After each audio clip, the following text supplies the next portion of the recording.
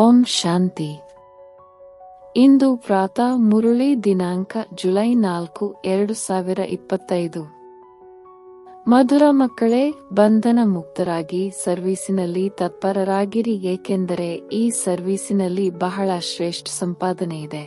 21 ಜನ್ಮಗಳಿಗಾಗಿ ನೀವು ವೈಕುಂಠದ ಮಾಲೀಕರಾಗುತ್ತೀರಿ. ಪ್ರಶ್ನೆ: ಪ್ರತಿಯೊಂದು ಮಗು ಯಾವ ಹವ್ಯಾಸವನ್ನು ಇಟ್ಟುಕೊಳ್ಳಬೇಕಾಗಿದೆ? ಉತ್ತರ: ಮುರುಳಿಯ ವಿಷಯದ ಬಗ್ಗೆ ತಿಳಿಸುವ ಹವ್ಯಾಸ ಮಾಡಿಕೊಳ್ಳಬೇಕು. ಒಂದು ವೇಳೆ ಬ್ರಾಹ್ಮಣಿಯು ಎಲ್ಲಾದರೂ ಹೋಗುತ್ತಾರೆಂದರೆ ಪರಸ್ಪರ ಸೇರಿ ತರಗತಿಯನ್ನು ನಡೆಸಬೇಕು. ಒಂದು ವೇಳೆ ಮುರುಳಿ ಹೇಳುವುದನ್ನು ಕಲಿಯಲಿಲ್ಲವೆಂದರೆ ತಮ್ಮ ಸಮಾನರನ್ನಾಗಿ ಹೇಗೆ ಮಾಡಿಕೊಳ್ಳುತ್ತೀರಿ? ಬ್ರಾಹ್ಮಣಿ ಇಲ್ಲದಿದ್ದರೆ ತಬ್ಬಿಬ್ಬಾಗಬಾರದು. ವಿದ್ಯೆಯಂತೂ ಸಹಜವಾಗಿದೆ, ಆದ್ದರಿಂದ ತರಗತಿಯನ್ನು ನಡೆಸುತ್ತಾ ಇರಿ. ಈ ಅಭ್ಯಾಸವನ್ನು ಮಾಡಿಕೊಳ್ಳಬೇಕಾಗಿದೆ. ಓಂ ಶಾಂತಿ. ಮಕ್ಕಳು ಇದನ್ನು ಕೇಳಿದಾಗ ತಮ್ಮನ್ನು ಆತ್ಮನಿಶ್ಚಯ ಮಾಡಿಕೊಂಡು ಕುಳಿತುಕೊಳ್ಳಿ ಮತ್ತು ಈ ನಿಶ್ಚಯ ಮಾಡಿಕೊಳ್ಳಿ, ಪರಮಾತ್ಮ ತಂದೆಯು ನಮಗೆ ತಿಳಿಸುತ್ತಿದ್ದಾರೆ. ಈ ಆದೇಶವನ್ನು ಒಬ್ಬ ತಂದೆಯೇ ಕೊಡುತ್ತಾರೆ, ಅದಕ್ಕೆ ಶ್ರೀಮತವೆಂದು ಹೇಳಲಾಗುತ್ತದೆ. ಶ್ರೀ ಶ್ರೀ ಅರ್ಥಾತ್ ಶ್ರೇಷ್ಠಾತಿಶ್ರೇಷ್ಠ ಅವರು ಬೇಹದ್ದಿನ ತಂದೆಯಾಗಿದ್ದಾರೆ. ಅವರಿಗೆ ಶ್ರೇಷ್ಠಾತಿಶ್ರೇಷ್ಠ ಭಗವಂತನೆಂದು ಕರೆಯಲಾಗುತ್ತದೆ. ಅನೇಕರು ಇಂತಹ ಮನುಷ್ಯರಿದ್ದಾರೆ, ಅವರು ಅಷ್ಟು ಪರಮಾತ್ಮ ತಂದೆಯನ್ನು ತಿಳಿದುಕೊಳ್ಳುವುದೂ ಇಲ್ಲ. ಬಲೆ ಶಿವನ ಭಕ್ತಿ ಮಾಡುತ್ತಾರೆ, ಬಹಳ ಪ್ರೀತಿಯಿಂದ ನೆನಪು ಮಾಡುತ್ತಾರೆ, ಆದರೆ ಮನುಷ್ಯರು ಎಲ್ಲರಲ್ಲಿ ಪರಮಾತ್ಮನಿದ್ದಾರೆಂದು ಹೇಳಿಬಿಟ್ಟಿದ್ದಾರೆ. ಆದ್ದರಿಂದ ಆ ಪ್ರೀತಿಯನ್ನು ಯಾರ ಜೊತೆ ಇಡುವುದು? ಆದ್ದರಿಂದಲೇ ತಂದೆಯೊಂದಿಗೆ ವಿಪರೀತ ಬುದ್ಧಿಯವರಾಗಿ ಬಿಟ್ಟಿದ್ದಾರೆ. ಭಕ್ತಿಯಲ್ಲಿ ಯಾವುದೇ ದುಃಖ ಅಥವಾ ರೋಗವು ಬರುತ್ತದೆಯೆಂದರೆ ಆಗ ಪ್ರೀತಿ ತೋರಿಸುತ್ತಾರೆ. ಭಗವಂತನೇ ರಕ್ಷಿಸಿ ಎಂದು ಪ್ರಾರ್ಥಿಸುತ್ತಾರೆ. ಮಕ್ಕಳಿಗೆ ತಿಳಿದಿದೆ, ಗೀತೆಯಾಗಿದೆ, ಶ್ರೀಮತವು ಭಗವಂತನ ಮುಖದಿಂದ ಉಚ್ಚರಿಸಲ್ಪಟ್ಟಿದೆ. ಭಗವಂತನು ರಾಜಯೋಗವನ್ನು ಕಲಿಸಿರುವ ಹಾಗೂ ಶ್ರೀಮತವನ್ನು ಕೊಟ್ಟಿರುವಂತಹ ಶಾಸ್ತ್ರವು ಗೀತೆಯ ಹೊರತು ಮತ್ಯಾವುದೂ ಇಲ್ಲ. ಭಾರತದ್ದು ಒಂದೇ ಗೀತೆಯಾಗಿದೆ. ಇದರ ಪ್ರಭಾವವು ಬಹಳ ಇದೆ. ಇದೊಂದು ಭಗವದ್ಗೀತೆಯೇ ಭಗವಂತನು ಹೇಳಿರುವುದಾಗಿದೆ. ಭಗವಂತನೆಂದು ಹೇಳಿದಾಗ ಒಬ್ಬ ನಿರಾಕಾರನ ಕಡೆಯೇ ದೃಷ್ಟಿಯು ಹೋಗುತ್ತದೆ. ಬೆರಳಿನಿಂದಲೂ ಮೇಲೆ ಸೂಚಿಸುತ್ತಾರಲ್ಲವೇ? ಕೃಷ್ಣನಿಗೆ ಈ ರೀತಿ ಎಂದು ಹೇಳುವುದಿಲ್ಲ, ಏಕೆಂದರೆ ಅವನಂತೂ ದೇಹಧಾರಿಯಲ್ಲವೇ? ಈಗ ನಿಮಗೆ ಅವರ ಜೊತೆಯ ಸಂಬಂಧದ ಬಗ್ಗೆ ಅರ್ಥವಾಗಿದೆ. ಆದ್ದರಿಂದ ತಂದೆಯನ್ನು ನೆನಪು ಮಾಡಿ ಅವರೊಂದಿಗೆ ಪ್ರೀತಿಯನ್ನಿಡಿ ಎಂದು ಹೇಳಲಾಗುತ್ತದೆ. ಆತ್ಮವು ತನ್ನ ತಂದೆಯನ್ನು ನೆನಪು ಮಾಡುತ್ತದೆ. ಈಗ ಅದೇ ಭಗವಂತನು ಮಕ್ಕಳಿಗೆ ಓದಿಸುತ್ತಿದ್ದಾರೆ. ಅಂದ ಮೇಲೆ ಆ ನಶಿ ಇರಬೇಕಲ್ಲವೇ? ಮತ್ತು ನಶಿಯು ಸ್ಥಿರವಾಗಿ ನಿಲ್ಲಬೇಕು. ಕೇವಲ ಬ್ರಾಹ್ಮಣಿಯು ಸನ್ಮುಖದಲ್ಲಿದ್ದಾಗ ನಶಿ ಏರುವುದು, ಬ್ರಾಹ್ಮಣಿ ಇಲ್ಲವೆಂದರೆ ನಶಿಯು ಹಾರುವಂತಾಗಬಾರದು. ಬ್ರಾಹ್ಮಣಿಯೂ ಇಲ್ಲದಿದ್ದರೆ ನಾವು ತರಗತಿಯನ್ನು ನಡೆಸಲು ಸಾಧ್ಯವಿಲ್ಲ ಎನ್ನುವಂತಾಗಬಾರದು. ಕೆಲವು ಸೇವಾ ಕೇಂದ್ರಗಳಿಗಾಗಿ ತಂದೆಯು ತಿಳಿಸುತ್ತಾರೆ. ಕೆಲವೊಮ್ಮೆ ಬ್ರಾಹ್ಮಣಿಯು 5-6 ತಿಂಗಳಿನವರೆಗೆ ಎಲ್ಲಿಗಾದರೂ ಹೋಗುತ್ತಾರೆಂದರೆ ಪರಸ್ಪರ ಸೇರಿ ಸೇವಾ ಕೇಂದ್ರವನ್ನು ಸಂಪಾಲನೆ ಮಾಡುತ್ತಾರೆ, ಏಕೆಂದರೆ ವಿದ್ಯೆಯಂತೂ ಸಹಜವಾಗಿದೆ. ಕೆಲವರಂತೂ ಬ್ರಾಹ್ಮಣಿ ಇಲ್ಲವೆಂದರೆ ಹೇಗೆ ಕುರುಡರು, ಕುಂಟರಾಗಿ ಬಿಡುತ್ತಾರೆ. ಬ್ರಾಹ್ಮಣಿಯು ಎಲ್ಲಿಯಾದರೂ ಹೋದರೆಂದರೆ ಸಾಕು, ಸೇವಾ ಕೇಂದ್ರಕ್ಕೆ ಹೋಗುವುದನ್ನೇ ಬಿಟ್ಟು ಬಿಡುತ್ತಾರೆ. ಆರೆ ಇಷ್ಟೊಂದು ಮಂದಿ ಕುಳಿತಿದ್ದೀರಿ, ತರಗತಿಯನ್ನು ನಡೆಸುವುದಕ್ಕೆ ಆಗುವುದಿಲ್ಲವೇ? ಗುರುಗಳು ಹೊರಗಡೆ ಹೋಗುತ್ತಾರೆಂದರೆ ಶಿಷ್ಯರು ಸಂಪಾಲನೆ ಮಾಡುತ್ತಾರಲ್ಲವೇ? ಮಕ್ಕಳು ಸರ್ವೀಸ್ ಮಾಡಬೇಕಾಗಿದೆ. ವಿದ್ಯಾರ್ಥಿಗಳಲ್ಲಿಯೂ ನಂಬರ್ 1 ಇದ್ದಾರೆ. ಬಾಪ್ದಾದಾರವರಿಗೆ ಗೊತ್ತಿದೆ ಎಲ್ಲಿ ಫಸ್ಟ್ ಕ್ಲಾಸ್ ಆದವರನ್ನು ಕಳುಹಿಸಬೇಕು ಎಂದು. ಮಕ್ಕಳು ಇಷ್ಟೊಂದು ವರ್ಷಗಳವರೆಗೆ ಕಲಿತಿದ್ದಾರೆಂದರೆ ಸ್ವಲ್ಪವಾದರೂ ಧಾರಣೆಯಾಗಿರುವುದು. ಅಂದ ಮೇಲೆ ಸೇವಾ ಕೇಂದ್ರವನ್ನು ಪರಸ್ಪರ ಸೇರಿ ನಡೆಸಿರಿ. ಮುರುಳಿಯಂತೂ ಅವಶ್ಯವಾಗಿ ಸಿಗುತ್ತದೆ. ಮುರುಳಿಯ ಅಂಶಗಳ ಆಧಾರದ ಮೇಲೆಯೇ ತಿಳಿಸುತ್ತಾರೆ. ಕೇಳುವ ಹವ್ಯಾಸವಾಗಿ ಬಿಟ್ಟಿದೆ, ಆದರೆ ಅನ್ಯರಿಗೆ ಹೇಳುವ ಹವ್ಯಾಸವಾಗುವುದಿಲ್ಲ. ನೆನಪಿನಲ್ಲಿದ್ದಾಗ ಧಾರಣೆಯೂ ಆಗುವುದು. ಸೇವಾ ಕೇಂದ್ರಗಳಲ್ಲಿ ಯಾರಾದರೂ ಇಂತಹವರಿರಬೇಕು. ಬ್ರಾಹ್ಮಣಿಯು ಎಲ್ಲಿಯಾದರೂ ಹೋದಾಗ ನಾವು ಸೇವಾ ಕೇಂದ್ರವನ್ನು ಸಂಪಾಲನೆ ಮಾಡುತ್ತೇವೆ ಎನ್ನುವಂತೆ ಇರಬೇಕು. ತಂದೆಯು ಬ್ರಾಹ್ಮಣಿಯನ್ನು ಎಲ್ಲಿಯೋ ಒಳ್ಳೆಯ ಸೇವಾ ಕೇಂದ್ರಕ್ಕೆ ಸರ್ವೀಸಿಗಾಗಿ ಕಳುಹಿಸಿದ್ದಾರೆ. ಹೊಸ ಸೇವಾ ಕೇಂದ್ರದಲ್ಲಿ ಸೇವೆಗಾಗಿ ಕಳುಹಿಸಿದ್ದಾರೆ. ಆದ್ದರಿಂದ ಬ್ರಾಹ್ಮಣಿಯರಿಲ್ಲದಿದ್ದರೆ ತಬ್ಬಿಬ್ಬಾಗಬಾರದು. ಬ್ರಾಹ್ಮಣಿಯ ತರಹ ಆಗಲಿಲ್ಲವೆಂದರೆ ಅನ್ಯರನ್ನು ತಮ್ಮ ಸಮಾನ ಹೇಗೆ ಮಾಡಿಕೊಳ್ಳುವಿರಿ? ಪ್ರಜೆಗಳನ್ನು ಹೇಗೆ ತಯಾರು ಮಾಡುತ್ತೀರಿ?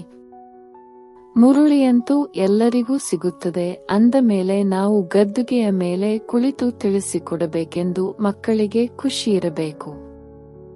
ಅಭ್ಯಾಸ ಮಾಡಿದ್ದೇ ಆದರೆ ಸರ್ವೀಸೇಬಲ್ ಆಗಬಲ್ಲಿರಿ. ಸರ್ವೀಸೇಬಲ್ ಆಗಿದ್ದೀರಾ ಎಂದು ತಂದೆಯು ಕೇಳುತ್ತಾರೆ. ಯಾರೂ ಹೊರಬರುವುದಿಲ್ಲ. ಸರ್ವೀಸಿಗಾಗಿ ರಜೆ ತೆಗೆದುಕೊಳ್ಳಬೇಕು. ಎಲ್ಲಿಯಾದರೂ ಸರ್ವೀಸಿಗಾಗಿ ನಿಮಂತ್ರಣ ಬಂದರೆ ಸಾಕು, ರಜೆ ತೆಗೆದುಕೊಂಡು ಅಲ್ಲಿಗೆ ಹೊರಟು ಹೋಗಬೇಕು. ಯಾರು ಬಂಧನ ಮುಕ್ತ ಮಕ್ಕಳಿದ್ದಾರೆಯೋ ಅವರು ಇಂತಹ ಸರ್ವೀಸ್ ಮಾಡಬಹುದಾಗಿದೆ. ಆ ಸರ್ಕಾರಕ್ಕಿಂತಲೂ ಈ ಸರ್ಕಾರದ ಸಂಪಾದನೆಯು ಬಹಳ ಉತ್ತಮವಾಗಿದೆ. ಭಗವಂತನೇ ಓದಿಸುತ್ತಾರೆ, ಇದರಿಂದ ನೀವು 21 ಜನ್ಮಗಳಿಗಾಗಿ ವೈಕುಂಠದ ಮಾಲೀಕರಾಗುತ್ತೀರಿ. ಇದು ಎಷ್ಟು ಭಾರೀ ಸಂಪಾದನೆಯಾಗಿದೆ! ಆ ಸಂಪಾದನೆಯಿಂದ ಏನು ಸಿಗುತ್ತದೆ? ಅಲ್ಪ ಕಾಲದ ಸುಖ. ಇಲ್ಲಂತೂ ನೀವು ವಿಶ್ವದ ಮಾಲೀಕರಾಗುತ್ತೀರಿ. ಯಾರಿಗೆ ಪಕ್ಕಾ ನಿಶ್ಚಯವಿದೆಯೋ ಅವರಿಗೆ ಇದೇ ಸೇವೆಯಲ್ಲಿ ನಾವು ತೊಡಗುತ್ತೇವೆಂದು ಹೇಳುತ್ತಾರೆ. ಆದರೆ ಪೂರ್ಣ ನಶೆಯಿರಬೇಕು. ನಾವು ಅನ್ಯರಿಗೆ ತಿಳಿಸಿಕೊಡಲು ತಯಾರಾಗಿದ್ದೇವೆಯೇ ಎಂದು ನೋಡಿಕೊಳ್ಳಬೇಕು. ಇದು ಬಹಳ ಸಹಜವಾಗಿದೆ. ಕಲಿಯುಗದ ಅಂತ್ಯದಲ್ಲಿ ಎಷ್ಟು ಕೋಟ್ಯಾಂತರ ಮನುಷ್ಯರಿದ್ದಾರೆ, ಆದರೆ ಸತ್ಯಯುಗದಲ್ಲಿ ಕೆಲವರೇ ಇರುತ್ತಾರೆ. ಅದರ ಸ್ಥಾಪನೆಗಾಗಿ ತಂದೆಯು ಸಂಗಮದಲ್ಲಿಯೇ ಬರುತ್ತಾರೆ. ಹಳೆಯ ಪ್ರಪಂಚದ ವಿನಾಶವಾಗಬೇಕಾಗಿದೆ. ಮಹಾಭಾರತ ಯುದ್ಧವು ಪ್ರಸಿದ್ಧವಾಗಿದೆ. ಯಾವಾಗ ಭಗವಂತನು ಬಂದು ಸತ್ಯಯುಗಕ್ಕಾಗಿ ರಾಜಯೋಗವನ್ನು ಕಲಿಸಿ ರಾಜರಿಗೂ ರಾಜರನ್ನಾಗಿ ಮಾಡುವರೋ ಆಗಲೇ ಈ ಯುದ್ಧವಾಗುತ್ತದೆ. ಕರ್ಮಾತೀತ ಸ್ಥಿತಿಯನ್ನು ಪ್ರಾಪ್ತಿ ಮಾಡಿಸುತ್ತಾರೆ. ತಂದೆಯು ತಿಳಿಸುತ್ತಾರೆ, ದೇಹಸಹಿತವಾಗಿ ದೇಹದ ಎಲ್ಲಾ ಸಂಬಂಧಗಳನ್ನು ಬಿಟ್ಟು ನನ್ನೊಬ್ಬನನ್ನೇ ನೆನಪು ಮಾಡಿ, ಆಗ ಪಾಪಗಳು ಕಳೆಯುತ್ತವೆ. ತಮ್ಮನ್ನು ಆತ್ಮನೆಂದು ತಿಳಿದು ತಂದೆಯನ್ನು ನೆನಪು ಮಾಡುವುದೇ ಪರಿಶ್ರಮವಾಗಿದೆ. ಯೋಗದ ಅರ್ಥವನ್ನು ಒಬ್ಬ ಮನುಷ್ಯನು ತಿಳಿದುಕೊಂಡಿಲ್ಲ. ತಂದೆಯು ತಿಳಿಸುತ್ತಾರೆ, ಭಕ್ತಿ ಮಾರ್ಗವು ಸಹ ನಾಟಕದಲ್ಲಿ ನಿಗದಿಯಾಗಿದೆ.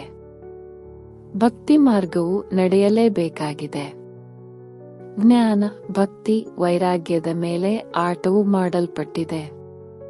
ವೈರಾಗ್ಯವು ಸಹ 2 ಪ್ರಕಾರವಾಗಿದೆ. ಒಂದು ಹದ್ದಿನ ವೈರಾಗ್ಯ, ಇನ್ನೊಂದು ಬೇಹದ್ದಿನ ವೈರಾಗ್ಯವಾಗಿದೆ. ನೀವು ಮಕ್ಕಳು ಈಗ ಇಡೀ ಪ್ರಪಂಚವನ್ನೇ ಮರೆಯುವ ಪುರುಷಾರ್ಥ ಮಾಡುತ್ತೀರಿ, ಏಕೆಂದರೆ ನಿಮಗೆ ತಿಳಿದಿದೆ, ನಾವೀಗ ಶಿವಾಲಯ ಪಾವನ ಪ್ರಪಂಚಕ್ಕೆ ಹೋಗುತ್ತಿದ್ದೇವೆ. ನೀವೆಲ್ಲ ಬ್ರಹ್ಮಕುಮಾರ ಕುಮಾರಿಯರು, ಸಹೋದರ ಸಹೋದರಿಯರಾಗಿದ್ದೀರಿ ಅಂದ ಮೇಲೆ ವಿಕಾರದ ದೃಷ್ಟಿಯಿರಬಾರದು. ಈಗಂತೂ ಎಲ್ಲರ ದೃಷ್ಟಿಯೂ ವಿಕಾರಿಯಾಗಿ ಬಿಟ್ಟಿದೆ, ತಮೋಪ್ರಧಾನವಲ್ಲವೇ? ಇದರ ಹೆಸರೇ ಆಗಿದೆ, ನರಕ. ಆದರೆ ತನ್ನನ್ನು ನರಕವಾಸಿಗಳೆಂದು ತಿಳಿದುಕೊಳ್ಳುವುದಿಲ್ಲ, ಸ್ವಯಂನ ಬಗ್ಗೆಯೂ ತಿಳಿದಿಲ್ಲ. ಆದ್ದರಿಂದ ಸ್ವರ್ಗ ನರಕ ಇಲ್ಲಿಯೇ ಇದೆ ಎಂದು ಹೇಳಿಬಿಡುತ್ತಾರೆ. ಯಾರಿಗೆ ಏನು ತೋಚಿತೋ ಅದನ್ನು ಹೇಳಿಬಿಟ್ಟಿದ್ದಾರೆ. ಇದೇನು ಸ್ವರ್ಗವಲ್ಲ, ಸ್ವರ್ಗದಲ್ಲಂತೂ ರಾಜಧಾನಿ ಇತ್ತು. ಧರ್ಮಾತ್ಮರು ಸತ್ಯವಂತರು ಇದ್ದರು, ಎಷ್ಟು ಬಲವಿತ್ತು.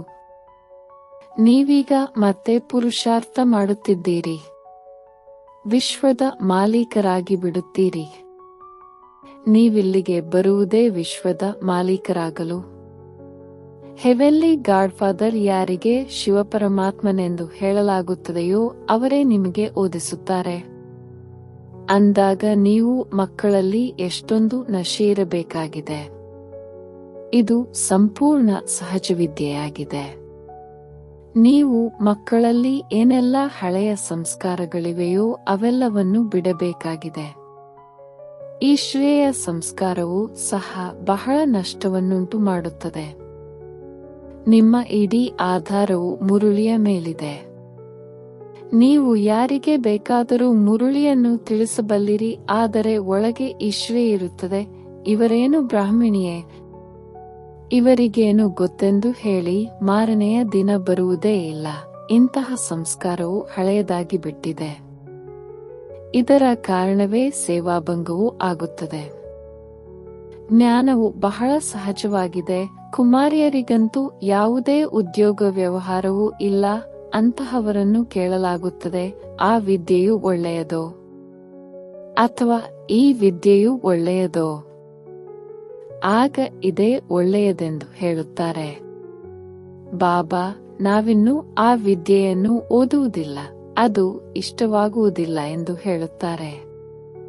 ಆದರೆ ಲೌಕಿಕ ತಂದೆಯು ಜ್ಞಾನದಲ್ಲಿ ನಡೆಯಲಿಲ್ಲವೆಂದರೆ ಬಹಳ ಪೆಟ್ಟನ್ನು ತಿನ್ನುತ್ತಾರೆ. ಇನ್ನು ಕೆಲವು ಕುಮಾರಿಯರು ನಿರ್ಬಲರಾಗಿರುತ್ತಾರೆ. ಅಂತಹವರು ತಿಳಿಸಬೇಕಲ್ಲವೇ, ಈ ವಿದ್ಯೆಯಿಂದ ನಾವು ಮಹಾರಾಣಿಯರಾಗುತ್ತೇವೆ, ಆ ವಿದ್ಯೆಯಿಂದ ನಯಾಪೈಸೆಯ ನೌಕರಿ ಮಾಡುತ್ತೇವೆ. ಈ ವಿದ್ಯೆಯಂತೂ ಭವಿಷ್ಯ 21 ಜನ್ಮಗಳಿಗಾಗಿ ಮಾಲೀಕರನ್ನಾಗಿ ಮಾಡುತ್ತದೆ. ಪ್ರಜೆಗಳು ಸಹ ಸ್ವರ್ಗವಾಸಿಗಳಾಗುತ್ತಾರೆ ಅಲ್ಲವೇ? ಈಗ ಎಲ್ಲರೂ ನರಕವಾಸಿಗಳಾಗಿದ್ದಾರೆ. ಈಗ ತಂದೆಯು ತಿಳಿಸುತ್ತಾರೆ, ನೀವು ಸರ್ವಗುಣ ಸಂಪನ್ನರಾಗಿದ್ದೀರಿ. ನೀವೇ ಈಗ ಎಷ್ಟು ತಮೋಪ್ರಧಾನರಾಗಿ ಬಿಟ್ಟಿದ್ದೀರಿ. ಏಣಿಯನ್ನು ಕೆಳಗಿಳಿಯುತ್ತಾ ಬಂದಿದ್ದೀರಿ. ಯಾವ ಭಾರತವನ್ನು ಚಿನ್ನದ ಪಕ್ಷಿ ಎಂದು ಹೇಳುತ್ತಿದ್ದಿರೋ ಅದು ಈಗ ಕಲ್ಲಿಗಿಂತಲೂ ಕಡೆಯಾಗಿದೆ.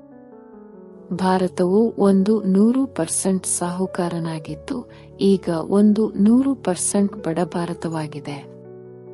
ನಿಮಗೆ ತಿಳಿದಿದೆ, ನಾವು ವಿಶ್ವದ ಮಾಲೀಕರು, ಪಾರಸನಾಥರಾಗಿದ್ದೆವು. ನಂತರ 84 ಜನ್ಮಗಳನ್ನು ತೆಗೆದುಕೊಳ್ಳುತ್ತಾ ಈಗ ಕಲ್ಲಿನ ಸಮಾನರಾಗಿ ಬಿಟ್ಟಿದ್ದೇವೆ. ಮನುಷ್ಯರೇ ಆಗಿದ್ದಾರೆ, ಆದರೆ ಪಾರಸನಾಥ, ಪತ್ತರ್ನಾಥ, ಕಲ್ಲುಬುದ್ಧಿ ಎಂದು ಹೇಳಲಾಗುತ್ತದೆ. ಗೀತೆಯನ್ನು ಕೇಳಿದಿರಿ, ತಮ್ಮೊಳಗೆ ನೋಡಿಕೊಳ್ಳಿ, ನಾವು ಎಲ್ಲಿಯವರೆಗೆ ಯೋಗ್ಯರಾಗಿದ್ದೇವೆ. ನಾರದನ ದೃಷ್ಟಾಂತವಿದೆಯಲ್ಲವೇ? ದಿನ ಪ್ರತಿದಿನ ಇನ್ನೂ ಇಳಿಯುತ್ತಲೇ ಹೋಗುತ್ತಾರೆ. ಕೆಳಗೆ ಬೀಳುತ್ತಾ ಒಮ್ಮೆಲೆ ಕೆಸರಿನಲ್ಲಿ ಕುತ್ತಿಗೆಯವರೆಗೆ ಸಿಕ್ಕಿ ಹಾಕಿಕೊಂಡಿದ್ದಾರೆ. ನೀವು ಬ್ರಾಹ್ಮಣರು ಈಗ ಎಲ್ಲ ಜುಟ್ಟನ್ನು ಹಿಡಿದು ಆ ಕೆಸರಿನಿಂದ ಹೊರತೆಗೆಯುತ್ತೀರಿ. ಹಿಡಿದುಕೊಳ್ಳಲು ಮತ್ಯಾವುದೇ ಅಂಗವೂ ಉಳಿದಿಲ್ಲ. ಆದ್ದರಿಂದ ಜುಟ್ಟನ್ನು ಹಿಡಿದು ಮೇಲೆತ್ತುವುದು ಸಹಜವಾಗುತ್ತದೆ. ಕೆಸರಿನಿಂದ ಹೊರತೆಗೆಯಲು ಜುಟ್ಟನ್ನೇ ಹಿಡಿದುಕೊಳ್ಳುತ್ತಾರೆ. ಅಂದಾಗ ಕೆಸರಿನಲ್ಲಿ ಈ ರೀತಿ ಸಿಕ್ಕಿ ಹಾಕಿಕೊಂಡಿದ್ದಾರೆ. ಅದರ ಮಾತೇ ಕೇಳಬೇಡಿ.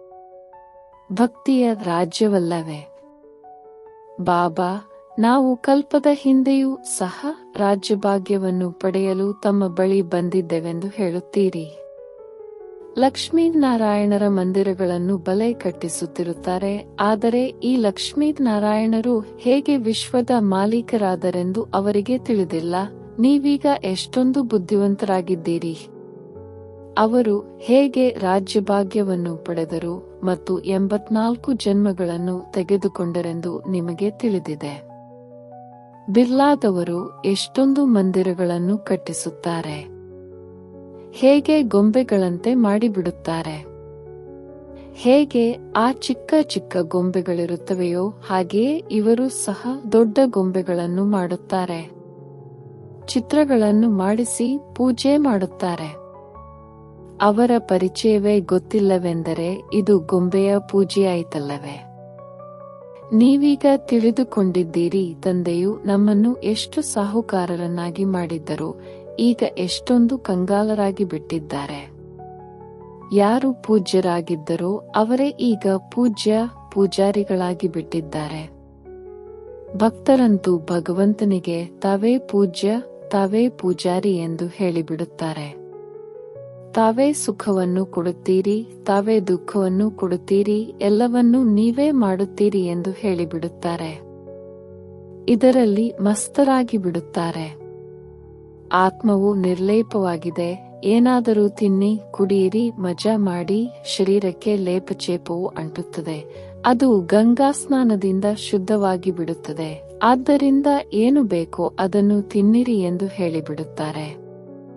ಎಂತೆಂತಹ ಫ್ಯಾಷನ್ ಇದೆ! ಯಾರು ಯಾವ ಪದ್ಧತಿ ಮಾಡಿಕೊಂಡರೋ ಅದೇ ನಡೆದು ಬರುತ್ತದೆ. ಈಗ ತಂದೆಯು ತಿಳಿಸುತ್ತಾರೆ, ಮಕ್ಕಳೇ, ವಿಷಯಸಾಗರದಿಂದ ಶಿವಾಲಯಕ್ಕೆ ನಡೆಯಿರಿ. ಸತ್ಯಯುಗಕ್ಕೆ ಕ್ಷೀರಸಾಗರವೆಂದು ಹೇಳಲಾಗುತ್ತದೆ. ಇದು ವಿಷಯಸಾಗರವಾಗಿದೆ. ನಿಮಗೆ ತಿಳಿದಿದೆ, ನಾವು 84 ಜನ್ಮಗಳನ್ನು ತೆಗೆದುಕೊಳ್ಳುತ್ತಾ ಪತಿತರಾಗಿದ್ದೇವೆ. ಆದ್ದರಿಂದಲೇ ಪತಿತಪಾವನ ತಂದೆ ಎಂದು ಕರೆಯುತ್ತೇವೆ. ಚಿತ್ರಗಳನ್ನು ಕುರಿತು ತಿಳಿಸಬೇಕು, ಆಗ ಮನುಷ್ಯರು ಸಹಜವಾಗಿ ತಿಳಿದುಕೊಳ್ಳುತ್ತಾರೆ. ಏಣಿಯ ಚಿತ್ರದಲ್ಲಿ 84 ಜನ್ಮಗಳ ಪೂರ್ಣ ವೃತ್ತಾಂತವಿದೆ. ಇಷ್ಟು ಸಹಜ ಮಾತನ್ನು ಸಹ ಯಾರೂ ತಿಳಿಸಿಕೊಡುವುದಿಲ್ಲ. ಇದರಿಂದ ತಂದೆಯು ತಿಳಿದುಕೊಳ್ಳುತ್ತಾರೆ, ಮಕ್ಕಳೇ, ಪೂರ್ಣ ಓದುವುದಿಲ್ಲ, ಉನ್ನತಿ ಮಾಡಿಕೊಳ್ಳುತ್ತಿಲ್ಲ. ಭ್ರಮರಿಯ ತರಹ ಕೀಟಗಳಿಗೆ ಜ್ಞಾನದ ಧ್ವನಿ ಮಾಡಿ ತಮ್ಮ ಸಮಾನರನ್ನಾಗಿ ಮಾಡಿಕೊಳ್ಳುವುದು ನೀವು ಬ್ರಾಹ್ಮಣರ ಕರ್ತವ್ಯವಾಗಿದೆ. ಮತ್ತು ಸರ್ಪದ ತರಹ ಹಳೆಯ ಪೆರೆಯನ್ನು ಬಿಟ್ಟು ಹೊಸ ಪೆರೆಯನ್ನು ತೆಗೆದುಕೊಳ್ಳುವುದು ನಿಮ್ಮ ಪುರುಷಾರ್ಥವಾಗಿದೆ. ನೀವು ತಿಳಿದುಕೊಂಡಿದ್ದೀರಿ, ಇದು ಹಳೆಯದಾದ ಹರಿದು ಹೋಗಿರುವ ಶರೀರವಾಗಿದೆ. ಇದನ್ನು ಈಗ ಬಿಡಬೇಕಾಗಿದೆ. ಶರೀರವು ಹಳೆಯದಾಗಿದೆ. ಈ ಪ್ರಪಂಚವೇ ಹಳೆಯದಾಗಿ ಬಿಟ್ಟಿದೆ. ಇದನ್ನು ಬಿಟ್ಟು ಈಗ ಹೊಸ ಪ್ರಪಂಚದಲ್ಲಿ ಹೋಗಬೇಕಾಗಿದೆ. ನಿಮ್ಮ ಈ ವಿದ್ಯೆಯು ಹೊಸ ಪ್ರಪಂಚ, ಸ್ವರ್ಗಕ್ಕೋಸ್ಕರ ಇದೆ. ಈ ಹಳೆಯ ಪ್ರಪಂಚವು ಸಮಾಪ್ತಿಯಾಗಲಿದೆ. ಸಾಗರದ ಒಂದೇ ಅಲೆಯಿಂದ ಇಡೀ ಪ್ರಪಂಚವೇ ಅಲ್ಲೋಲಕಲ್ಲೋಲವಾಗಿ ಬಿಡುತ್ತದೆ. ವಿನಾಶವಂತೂ ಆಗಲೇಬೇಕಲ್ಲವೇ? ಪ್ರಾಕೃತಿಕ ವಿಕೋಪಗಳು ಯಾರನ್ನೂ ಬಿಡುವುದಿಲ್ಲ. ಒಳ್ಳೆಯದು. ಮಧುರಾತಿ ಮಧುರ ಅಗಲಿ ಮರಳಿ ಸಿಕ್ಕಿರುವ ಮಕ್ಕಳ ಪ್ರತಿ ಮಾತಾಪಿತಾ ಬಾಪ್ದಾದಾರವರ ನೆನಪು, ಪ್ರೀತಿ ಹಾಗೂ ಸುಪ್ರಭಾತ. ಆತ್ಮೀಯ ಮಕ್ಕಳಿಗೆ ಆತ್ಮೀಯ ತಂದೆಯ ನಮಸ್ತೆ. ಧಾರಣೆಗಾಗಿ ಮುಖ್ಯ ಸಾರ. ಒಳಗೆ ಯಾವ ಈಶ್ವರೇ ಮೊದಲಾದ ಹಳೆಯ ಸಂಸ್ಕಾರಗಳಿವೆಯೋ ಅವನ್ನು ಬಿಟ್ಟು ಪರಸ್ಪರ ಬಹಳ ಪ್ರೀತಿಯಿಂದ ಹೊಂದಿಕೊಂಡು ಇರಬೇಕಾಗಿದೆ. ಈಶ್ವರೆಯ ಕಾರಣ ವಿದ್ಯೆಯನ್ನು ಬಿಟ್ಟು ಬಿಡಬಾರದು. ಈ ಹಳೆಯ ಹರಿದು ಹೋಗಿರುವ ಶರೀರದ ಅಭಿಮಾನವನ್ನು ಬಿಟ್ಟು ಬಿಡಬೇಕಾಗಿದೆ. ಭ್ರಮರಿಯ ತರಹ ಜ್ಞಾನದ ಧ್ವನಿ ಮಾಡಿ ಕೀಟಗಳನ್ನು ತಮ್ಮ ಸಮಾನ ಮಾಡುವ ಸೇವೆ ಮಾಡಬೇಕಾಗಿದೆ. ಈ ಆತ್ಮಿಕ ವ್ಯಾಪಾರದಲ್ಲಿ ತೊಡಗಬೇಕಾಗಿದೆ. ವರದಾನ: ಮನಸ್ಸ ಬಂಧನಗಳಿಂದ ಮುಕ್ತ, ಅತೀಂದ್ರಿಯ ಸುಖದ ಅನುಭೂತಿ ಮಾಡುವಂತಹ ಮುಕ್ತಿದಾತ ಭವ. ಅತೀಂದ್ರಿಯ ಸುಖದಲ್ಲಿ ತೂಗುವುದು ಇದು ಸಂಗಮಯುಗಿ ಬ್ರಾಹ್ಮಣ ವಿಶೇಷತೆಯಾಗಿದೆ. ಆದರೆ ಮನಸ್ಸ ಸಂಕಲ್ಪಗಳ ಬಂಧನವು ಆಂತರಿಕ ಖುಷಿ ಹಾಗೂ ಅತೀಂದ್ರಿಯ ಸುಖದ ಅನುಭವವನ್ನು ಮಾಡುವುದಕ್ಕೆ ಬಿಡುವುದಿಲ್ಲ. ವ್ಯರ್ಥ ಸಂಕಲ್ಪಗಳಲ್ಲಿ ಈರ್ಷೆ, ಹುಡುಗಾಟಿಕೆ ಅಥವಾ ಆಲಸ್ಯದ ಸಂಕಲ್ಪಗಳ ಬಂಧನದಲ್ಲಿ ಬಂಧಿಸುವುದೇ ಮನಸ್ಸ ಬಂಧನವಾಗಿದೆ. ಇಂತಹ ಆತ್ಮವು ಅಭಿಮಾನಕ್ಕೆ ವಶವಾಗಿ ಅನ್ಯರದೇ ದೋಷವನ್ನು ಯೋಚಿಸುತ್ತಿರುತ್ತಾರೆ. ಅವರಲ್ಲಿ ಅನುಭೂತಿಯ ಶಕ್ತಿಯು ಸಮಾಪ್ತಿಯಾಗಿ ಬಿಡುತ್ತದೆ. ಆದ್ದರಿಂದ ಈ ಸೂಕ್ಷ್ಮ ಬಂಧನಗಳಿಂದ ಮುಕ್ತವಾದಾಗಲೇ ಮುಕ್ತಿದಾತ ಆಗಲು ಸಾಧ್ಯವಾಗುವುದು. ಸ್ಲೋಗನ್ ಹೀಗೆ: ಖುಷಿಗಳ ಗಣಿಯಿಂದ ಸಂಪನ್ನವಾಗಿರಿ, ಅದರಿಂದ ತಮ್ಮ ಬಳಿ ದುಃಖದ ಪ್ರಕಂಪನಗಳು ಸಹ ಬರಬಾರದು. ಅವ್ಯಕ್ತ ಸೂಚನೆ: ಸಂಕಲ್ಪ ಶಕ್ತಿಯನ್ನು ಜಮಾ ಮಾಡಿ ಶ್ರೇಷ್ಠ ಸೇವೆಗೆ ನಿಮಿತ್ತರಾಗಿ. ಯಾವುದೇ ಶ್ರೇಷ್ಠ ಸಂಕಲ್ಪ ರೂಪಿ ಬೀಜವನ್ನು ಫಲೀಭೂತ ಮಾಡುವ ಸಹಜ ಸಾಧನ ಒಂದೇ ಆಗಿದೆ, ಅದಾಗಿದೆ. ತಂದೆಯಿಂದ ಪ್ರತಿ ಸಮಯ ಸರ್ವ ಶಕ್ತಿಗಳ ಬಲವನ್ನು ಆ ಬೀಜದಲ್ಲಿ ತುಂಬುತ್ತಾ ಇರುವುದು. ಬೀಜರೂಪ ಮೂಲಕ ತಮ್ಮ ಸಂಕಲ್ಪರೂಪಿ ಬೀಜ ಸಹಜ ಹಾಗೂ ಸ್ವತಃವಾಗಿ ವೃದ್ಧಿಯನ್ನು ಪಡೆಯುತ್ತದೆ ಹಾಗೂ ಫಲೀಭೂತವಾಗುತ್ತದೆ. ಸಂಕಲ್ಪ ಶಕ್ತಿ ಜಮಾ ಆಗುತ್ತದೆ. ಓಂ ಶಾಂತಿ.